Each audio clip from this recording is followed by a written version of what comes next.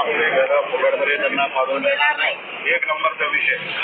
2 नंबरचा विषय कोणीही टेन्शन घ्यायचं नहीं, काही मला लावून घ्यायचं नहीं. तुम काम बसा, तुमचं बोलणं बोलून घ्या.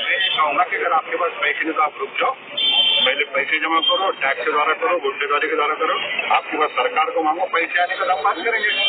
हम विकास के विरोध में आप पैसे बताओ, हम विकास के लिए हम आपसे चर्चा करेंगे. कृपया दादागिरी मत करो.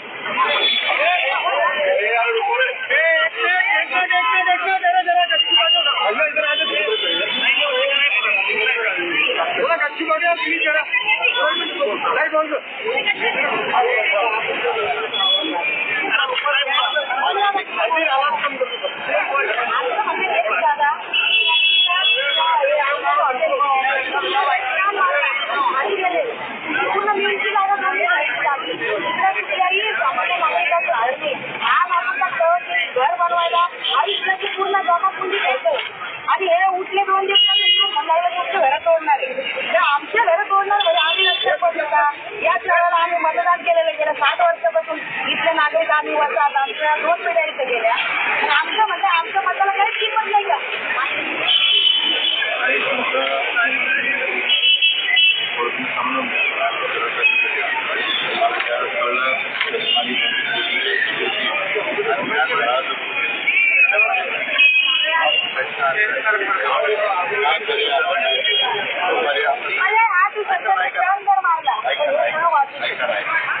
दोन विषय सगळ्यात पहिले तर त्यांना आता येऊन आपल्याला घर लावण्याची सुरुवात राष्ट्रीय केली जाते.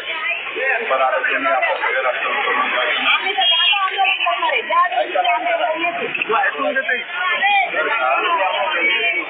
ज्यावेळेस त्याने दादागिरी सुरू केली, आपण रस्त्यावर सोडलो, ते आता मार्किंग करू लागले, नोकरी सुरू करतात.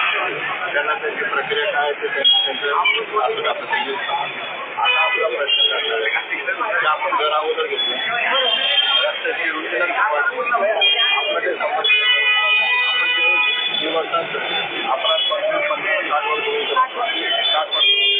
आपले रस्ते विरुद्ध रोज बदलते. त्याच्यामुळे माझ्या नागरिकांना परिस्थिती त्याच्यामध्ये कमीत कमी रस्त्याचं नुकसान. 2 विषय. सुरुवातीला रस्ता किती मीटरचा होता याची माहिती मला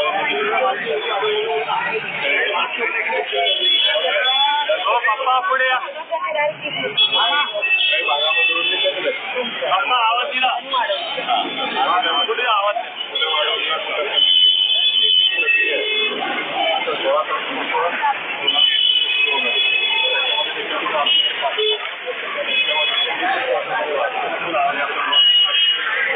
पर्यटन इलाका पहिले आज समजावून घ्या. आज त्यांना फोन नका, आज त्यांना आधी करणे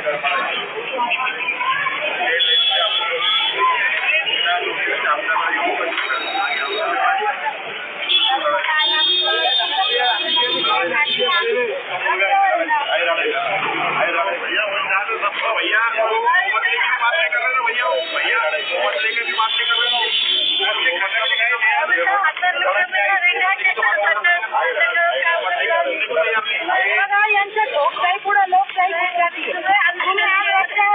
तुमची पावर आहे. याला काय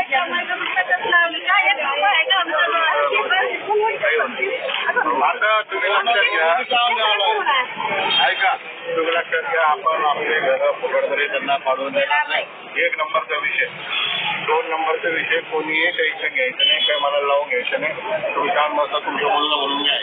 मी सगळी जबाबदारी काय देते तुम्ही थोडं रिलॅक्स आणि काही कोणाची आपलं वाद घालायचं नाही. टेक्निकली याला कसं निष्कर्ष निघतो की 100% महानगरपालिकेचे चुके रस्ता करताना कधी चर्चा केले नाही. रस्त्याचे 2 वेळ रुंदी कमी जास्त झाले. त्याचा जोपर्यंत 2 पर्याय याच्यामध्ये एक तर रस्ता तिकडून काढा किंवा रस्ता काढत असताना ज्यांचे कोणाची गरज जातील त्यांना 100% बाजारभावाचे डबल पैसे भेटले पाहिजे. ही आपली मागणी आहे. विकासाला आपला विरोध नाही. काही लोक आपलं चित्र वेगळं सांगतात, आपण विकास विरोध करतो. आपण विकासाला विरोध करतो का? आपण विकास करू, पण ऐका, मार्केट रेट प्रमाणे एखाद्याचे 1 फूट जरी जागा द्यायला त्याच्या डबल पैसे आम्हाला मिळाले पाहिजे. तर आम्ही रस्ता करून द्यायचा, आम्ही रस्ता करून देणार हे आपलं ठरलं. त्याच्या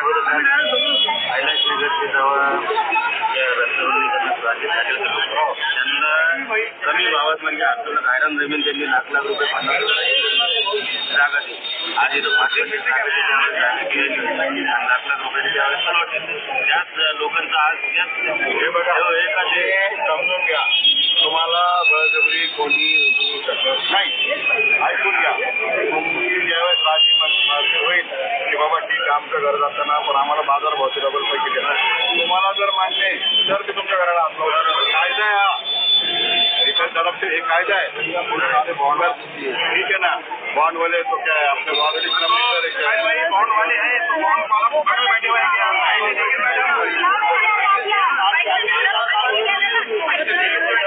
ऐकून घ्या ऐकून घ्या हे बघा काही लोकांना गुंठेवारी करेल काही टॅक्स भरेल आणि आपला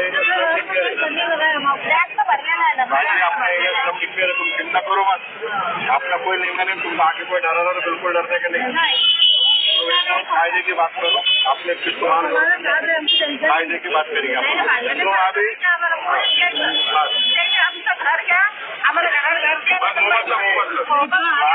आजच्या भावचे डबल पैसे द्या हे आपलं करणार आता तुम्ही रडणार मी तुमच्या सोबत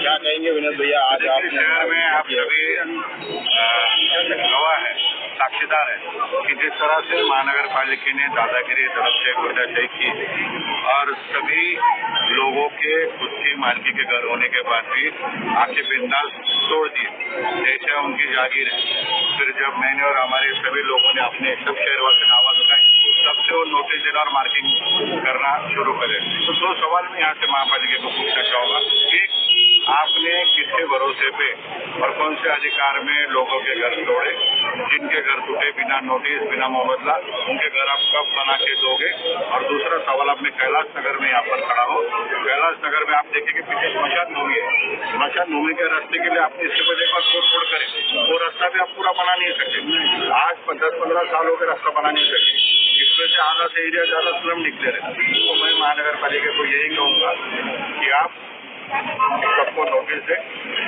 मार्केट रेट के हिसाब से डबल कंपेंसेशन दे जो कायदे में लिखा गया है माननीय उच्च न्यायालय का आदेश आपको है सुप्रीम कोर्ट का आदेश आपको है कि किसी को भी आप बेघर नहीं कर सकते आप किसी का अधिकार छीनेंगे तो उसको मार्केट से डबल देना चाहिए उसके अलावा 16 तारीख से अभी जो हियरिंग होने वाली है उसका ऑब्जेक्शन लेने वाले हैं कि इस रास्ते को कैसा बाईपास किया जा सकता है जो खाली जमीन है उसमें से कम कोई भी मेरे भाई का या बहन का घर का नुकसान न होते हुए हम वो रास्ते को देने के लिए हम तैयार है मैं फिर एक बार स्पष्ट करता हूँ कि हम विकास के खिलाफ नहीं है और जो विकास मेरा घर तोड़ के मेरे भाई बहन को रास्ते पर लाके करेगा वो विकास मुझे नहीं चाहिए महानगर पालिका ने ये बात समझना चाहिए कि गुंडागिरी तरफ से आप बंद करो मैं माननीय पुलिस आयुक्त साहब को भी हाथ जोड़ के विनती करूंगा कि आप एक बार महानगर पालिका से इस एरिया के नक्शे मंगा लीजिए मैप मंगा लीजिए कि पहले कितने मीटर का रोड था ये कैसा था इसको बचाने के लिए गोल किया गया ये सारी बातें आप देखिए बाद ही पुलिस प्रोटेक्शन दीजिए यहाँ के लोग सामान्य हैं रोज कमाते खाने वाले लोग हैं जिनके पास इतना भी समय नहीं है आज ये मीटिंग के लिए लोगों के आधे दिन का रोजगार डूब गया है इतने सामान्य लोग हैं तो कृपया इनसे खिलवाड़ मत करें ये महापालिका को मैं आह्वान करता हूँ और फिर एक बार बोलता हूँ अगर आप सच है तो आप कायदे की भाषा में मुझे जवाब दो कायदा नहीं कहता क्या कि जिसके घर के सामने की लेंथ बढ़ी उसको नोटिस देना चाहिए कायदा ये नहीं कहता क्या कि मार्केट के हिसाब से डबल पैसे देना चाहिए टीडीआर ये उसकी चॉइस है हमको टीडीआर बीडीआर के झमेले में जाने के लिए हमको नगद मुबदला चाहिए और हम लेके रहेंगे और मैं फिर एक बार सरकार से महाराष्ट्र शासन से विनती करता हूँ हो सके उतना रोड को साइड से बाईपास करिए जो खाली जमीन है सरकारी जमीन है और हम सबको न्याय दे इसके अलावा कुछ नहीं मांग रहे इसके अलावा मैं यहाँ के नागरिकों को यही आह्वान करूंगा मेरे माता बहनों को आह्वान करूंगा कि आप नाराज मत होइए डिप्रेशन में मत जाइए कायदे की ताकत है कानून पे हिंदुस्तान चलता है और कायदे की ताकत पर अपन ये लड़ाई जीतेंगे भैया ये पिछली जो कार्रवाई हुई थी उसका मुआवजा अभी तक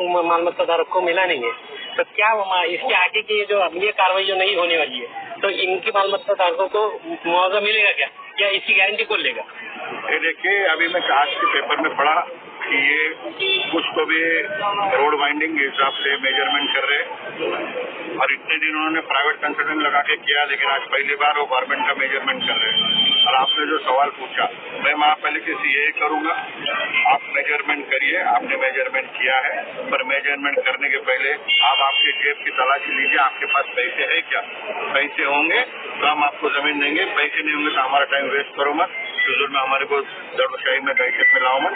पैसे होंगे तो पेपर में नोटिफिकेशन डिक्लेयर करो, हम क्या कंपनसेशन देंगे तो हम आपको जमीन देंगे। पिछला भी मुआवजा आपने नहीं दिया है, तो इस बार भी आपको मार्किंग करनी है, आप डिजिटली मार्किंग करो, पर मैं जिम्मेदारी से बोलता हूँ, अगर आप इस जमीन पे पैर रखेंगे तो पैसे होंगे तो आप पैर रखेंगे, वरना हम आपको तोड़ने नहीं देंगे। ये बात पर उन्होंने तो कहा कि हमारे पास पैसे नहीं है, पर मैं पैसे कब दूंगा जब लोग गुंडेवारी करेंगे। ये देखिए, मैं महानगर पालिका को बता दूं कि हम आपको जो प्लॉट बेच रहे हैं, प्लॉट खरीद रहे नहीं कि आपके पास कब पैसे हैं। ये आपकी जिम्मेदारी है। अगर आपके पास पैसे नहीं है, आप शहर को पानी नहीं पिला सके, आप ना कामयाब रहे और उसका ध्यान भटकाने के लिए आप गरीबों के घर तोड़ रहे हो, कोई बिल्डर को पैसे वाला बनाने के लिए आप घर तोड़ रहे हो, यहाँ पे TDR का रेट गिरे इसलिए आप घर तोड़ रहे हो। ऐसे सवाल लोग पूछ रहे, मैं नहीं पूछ रहा हूँ। तो मैं ये कहूँगा कि अगर आपके पास पैसे नहीं तो आप रुक जाओ, पहले पैसे जमा करो, टैक्स के द्वारा करो, गुंडेदारी के द्वारा करो, आपके पास सरकार को मांगो, पैसे आने का हम बात करेंगे। हम विकास की जरूरत है, आप पैसे बताओ, हम विकास के लिए हम आपसे चर्चा करेंगे। कृपया दादागिरी मत करो। तो पहले हमको घर का बाद में हमारे लेकिन हमारा आज जो फायदा दवाखाने के मेरा एक